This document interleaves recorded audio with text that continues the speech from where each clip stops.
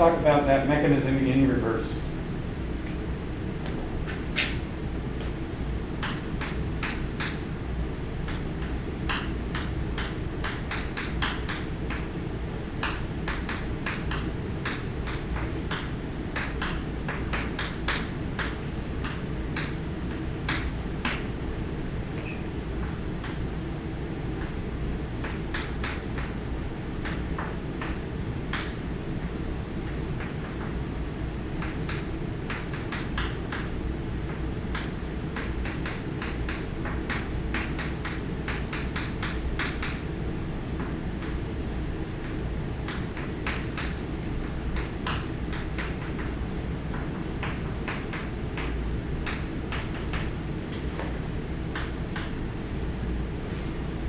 So what we want to do is we want to take this protecting group back off, regenerate our aldehyde and our diol.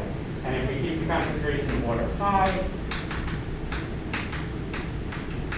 and concentration of the ethylene glycol low, we can drive this equilibrium so that it favors the aldehyde. So if you were asked for this mechanism,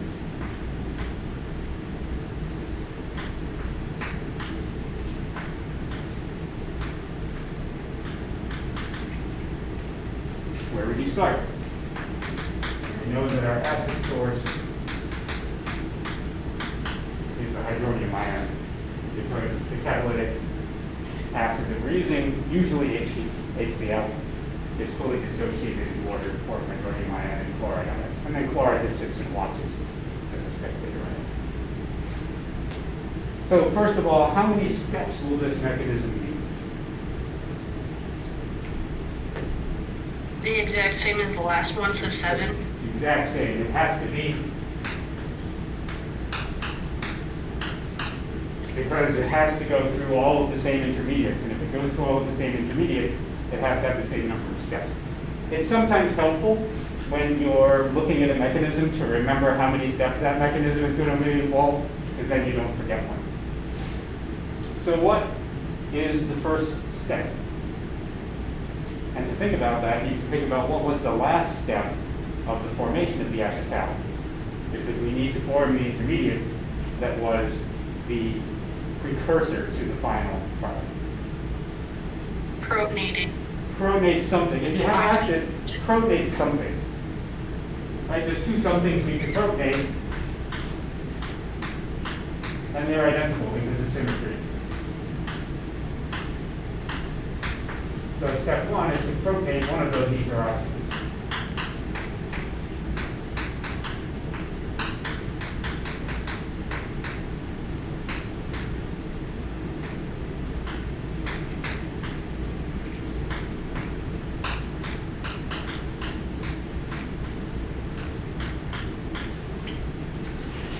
You'll notice something about these mechanisms.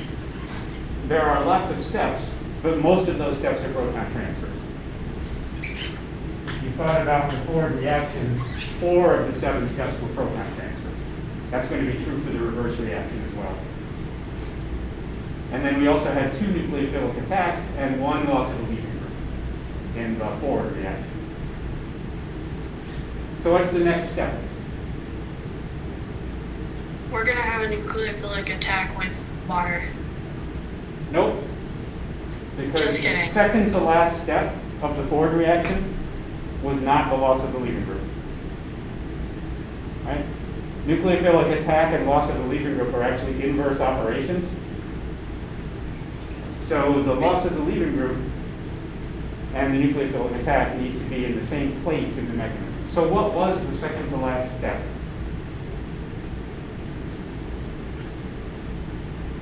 What was step? I really think it was nucleophilic attack. So the second to last step was nucleophilic attack in the forward direction. So you're saying that the water needs to leave first? The inverse operation of that nucleophilic attack is loss of the leaving group. So the second step is going to be loss of this leaving group.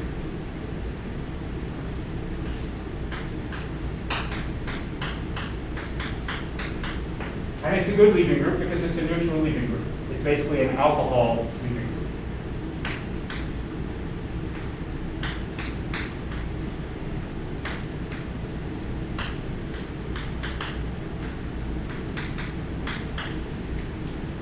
And it generates a very favorable carbocation that's stabilized by resonance to the other oxygen. So if we wanted to, we could draw a resonance structure for this. It has a double bond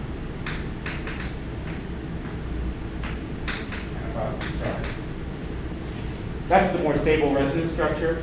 We could, if we wanted to, go directly to this resonance structure by using one of these lone pairs to push off that leaving group. It would have been perfectly legitimate. Right? So the second to last step was a nucleophilic attack in the forward direction, which means the second step in the reverse is going to be the loss of the leaving group. Now, what's the next step? Now I'll take that answer.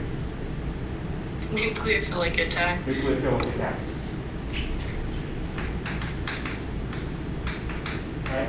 Step 5 in the forward direction was loss of water as a leaving group, which means that step 3 in the reverse direction is going to be water attacking that carbocation.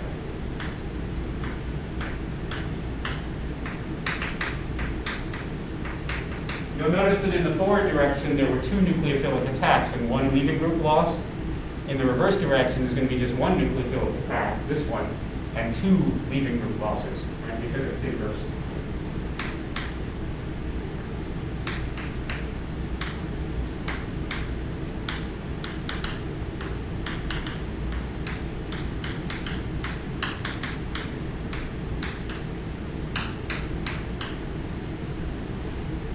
There's our intermediate. What's the next step? Step 4.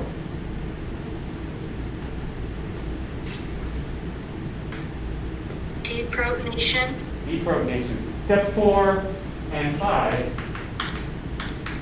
are going to be proton transfers. So we're going to deprotonate in step 4.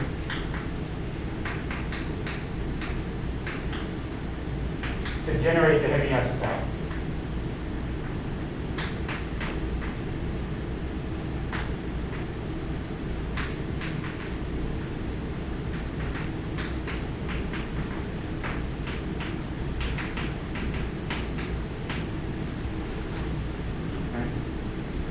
Steps 3 and 4 in the forward reaction were both proton transfers. That means that steps 4 and 5 in the reverse reaction are both going to be proton transfers. So step 5 is also a proton transfer.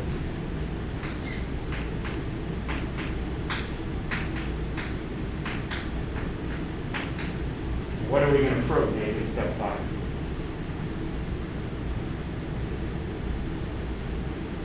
The larger, like the ether oxygen. The second ether oxygen.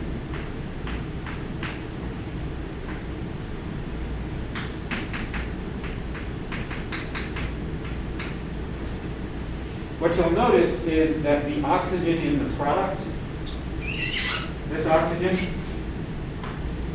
isn't either of these 2 oxygens. The oxygen in the product comes from water. Both of these oxygens stay as part of the ethylene glycol.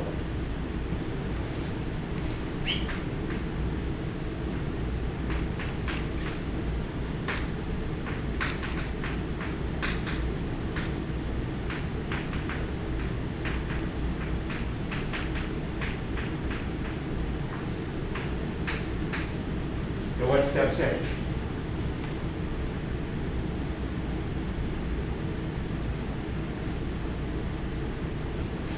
What was step 2 in the forward direction? Delete the leaving group. Yep, because step 2 in the forward direction was a nucleophilic attack, which means that step 6, right, the second to last step in the reverse direction, has to be a loss of leaving group. So we've got 2 losses of a leaving group, the second and 6th step.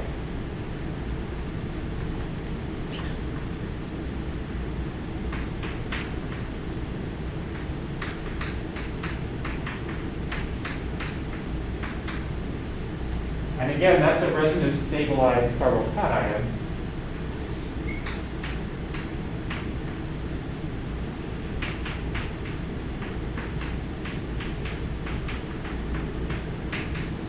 Because we have that adjacent oxygen lone pair, right? So that's a very favorable loss of the leaving group.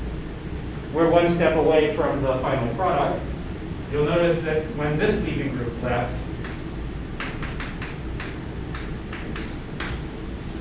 we actually got our ethylene glycol back, so that's where this product came from. What's the last step?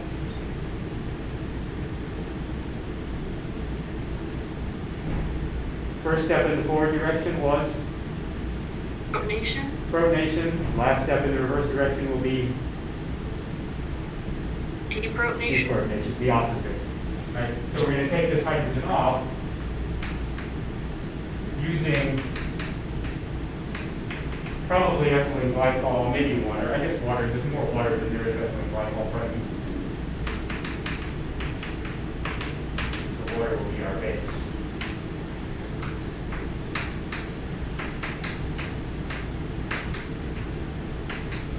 And that'll regenerate the alkyne.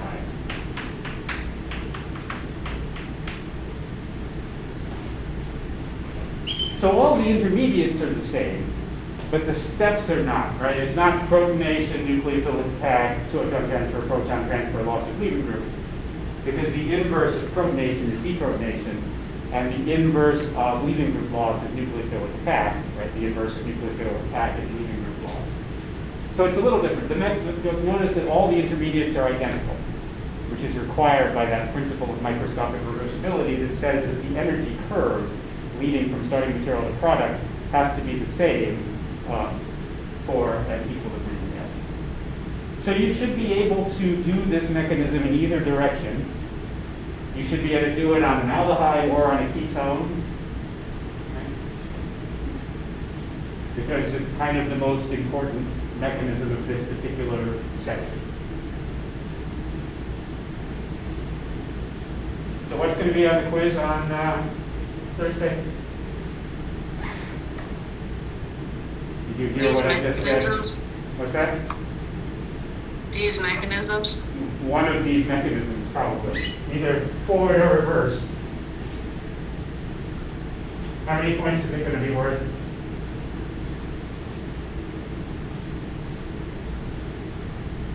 How A good are lot. you with- Like 20. What's that? My guess is like 20. I don't know. How Are they many normally steps? 20? How many steps are there in the mechanism? 7, but I don't think it would be just 7 points. Oh, no. It's either going to be like 14, 2 points per step, or maybe 21, 3 points per step. Or maybe like 16, 2 points per step, and then 1 for getting the product right.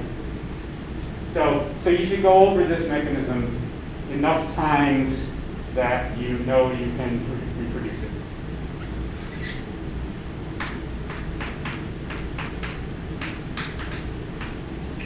Let's think about some synthesis.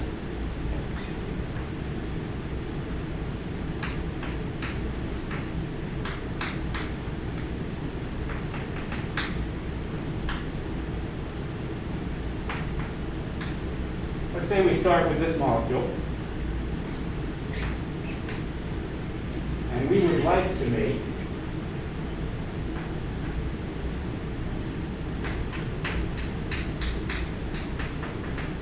from it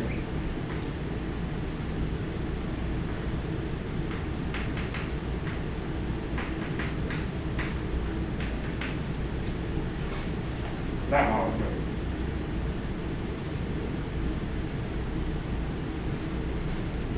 How can we go about converting this into that?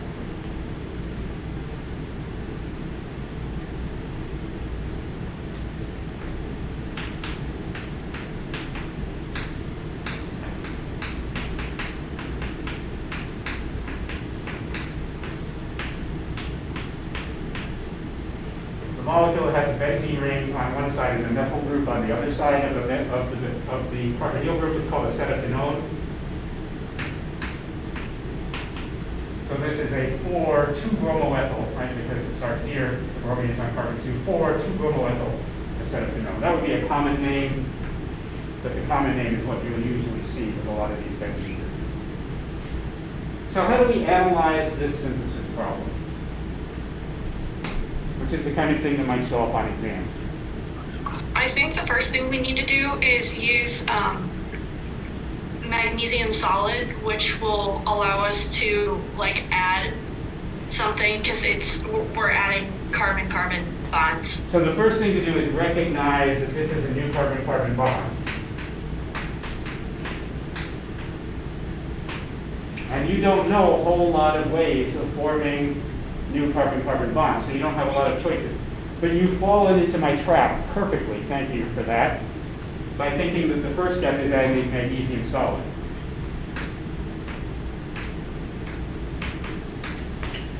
If we add magnesium solid, what we want it to do is insert to make a Grignard reagent.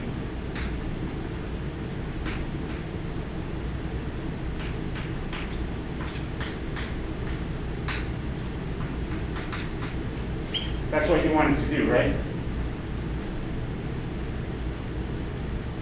Yeah. And then you were going to take this Grignard reagent and you were going to react it with something to form that new carbon-carbon bond. Mm-hmm. What are you going to react it with? Haven't figured all that out yet because we can't, like, we would have to add that. I feel like just adding the alcohol wouldn't be efficient, so you'd have to just, like, I don't know. Well, Grignard reagents react with alcohols, right, to deprotonate them. So to form a new carbon-carbon bond, you need to react the Grignard reagent with a carbonyl compound. And in this case, the carbonyl compound you need would be ethanol, or acetaldehyde, to form that new carbon-carbon bond. Right? That's what you want to do. But can this magnesium bromide reagent distinguish between this carbonyl and that carbonyl?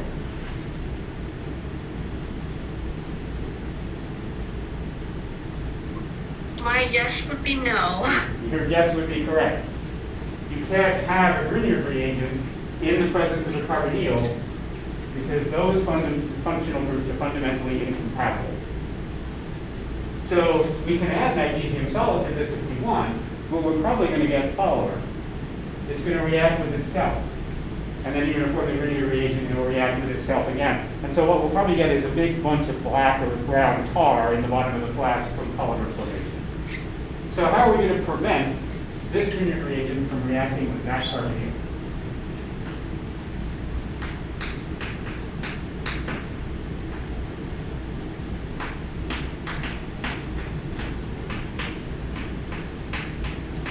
I would be using like the aluminum chloride with the proper kind of thing. So you add that, and then we can take the carbonyl compound and turn it into alcohol. So you're actually coming up with a different synthetic problem than the one I asked, which is how can we make this molecule, and you're suggesting, working backwards, that's a legitimate synthetic problem that I might ask, which is how can you make this into that? And you were suggesting that you might be able to do that using the Friedel-Crafts reaction.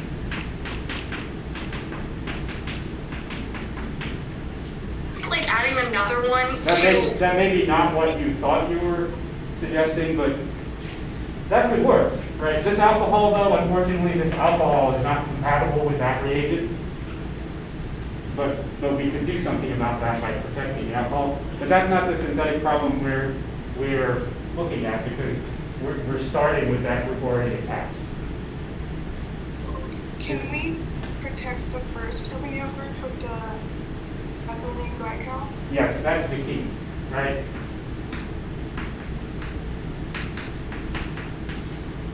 That carbonyl group can't be there when we add the magnesium, or the Grignard reagent's going to react with it. So the key is to first protect that.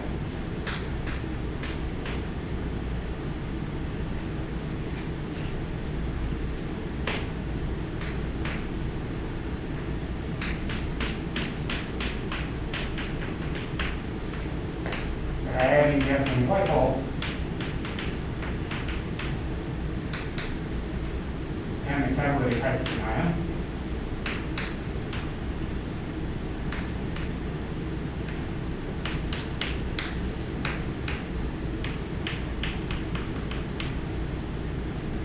And now we can add the Grignard reagent. We can add the magnesium in.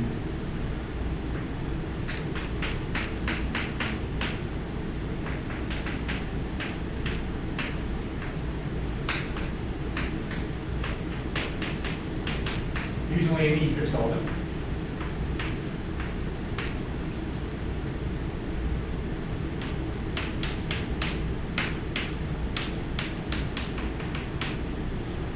And now we don't have a functional group elsewhere in that molecule that's incompatible with the Grignard reagent that we just put on there. Now you can take that and react it with. Wait, shouldn't that thing on the left side in your second reaction, shouldn't that have the two ethers? Oh, sorry. Yeah, like. It's supposed to be this same molecule. Okay, that's what I redrew it incorrectly.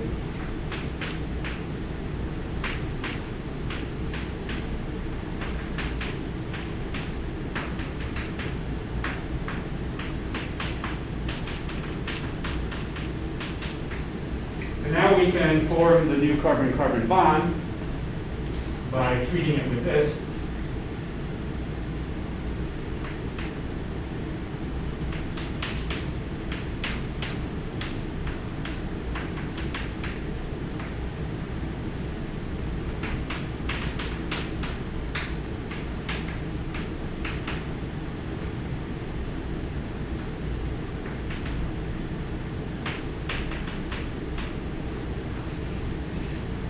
So usually when you do a Grignard reaction, you make the Grignard reagent by adding the magnesium ether. You convert the bromide into magnesium bromide, and then you react it with the carbonyl compound, but that's not usually the last step. What's usually the last step of the Grignard reaction? acid workup. Aqueous acid. The nice thing about aqueous acid is that in addition to protonating that alkoxide, it will also remove the protecting group. So you're doing two things with that aqueous acid.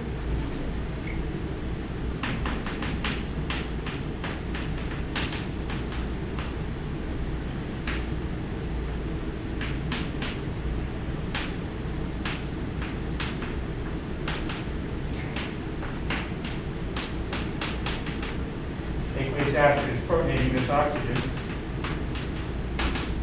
which is what it normally does in a Grignard reaction. But then it's also hydrolyzing this by the 7-step mechanism that we just went over to generate the final product.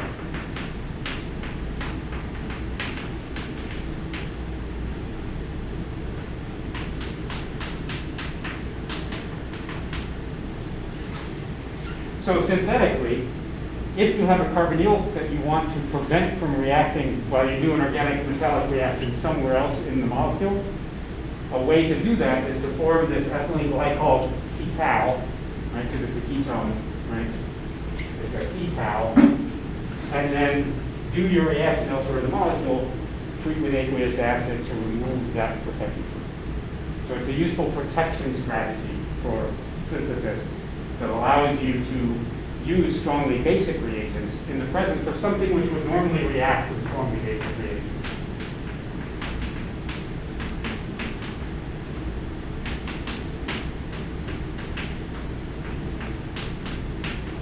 So the carbonyl group reacts with strongly basic reagents, but the acetal doesn't react with strongly basic reagents. I know in Dr. Pissner's class, he probably covered more protection and deprotection of the alcohol functional group, probably as a trimethylsilyl group. Does that ring a bell? One of you who was in Pissner's class? Or he may have made a terpbutyl ether. Did he do that protecting group stuff with you? It's in the textbook, Clyde. It's not in ours. I I'm pretty sure what you just did is what Pissner did for most cases. I'm not sure. He shouldn't have, because acetal formation isn't part of first semester. But I probably just don't remember. I would have expected him maybe to talk about how you can protect the alcohol so that the alcohol doesn't interfere with the Grignard reagents. But if he didn't, that's no big deal, because I didn't either. So, but anyway, this protecting group chemistry is pretty common when you want to do something in the molecule and you've got another group in the molecule that's incompatible with the thing you want to do. So I'm going to leave it at that. If there are any questions, we got 3 minutes before the official end of class, but I'm not going to try to fill those 3 minutes. So I'll have office hours tonight from 7 to 9 on Discord, and I will also have office hours tomorrow from 3 to 5, Wednesday from 3 to 5. The pre-lab for my lab section is due, nominally at 4 o'clock Thursday, but I'm happy to answer questions about the pre-lab during those office hours. My portals always stay open until midnight anyway, so if the pre-lab's late, I don't care that much. I don't know about Dr. Thomas. You might want to make sure. In theory, your pre-lab, if you're in Dr. Thomas's lab section, is due tomorrow at 4, unless she tells you otherwise. Other questions, comments? You know what's on the quiz Thursday? We'll do the same thing, right? I'll be here at 8 if you feel like you're going to need extra time. And then hopefully the following Tuesday we'll actually be in person. The quiz on Thursday is the mechanism for acetal formation? It certainly has something to do with acetal formation or acetal hydrolysis or use of the acetals as a protecting group. It'll be something identical to what I've just presented on the board today.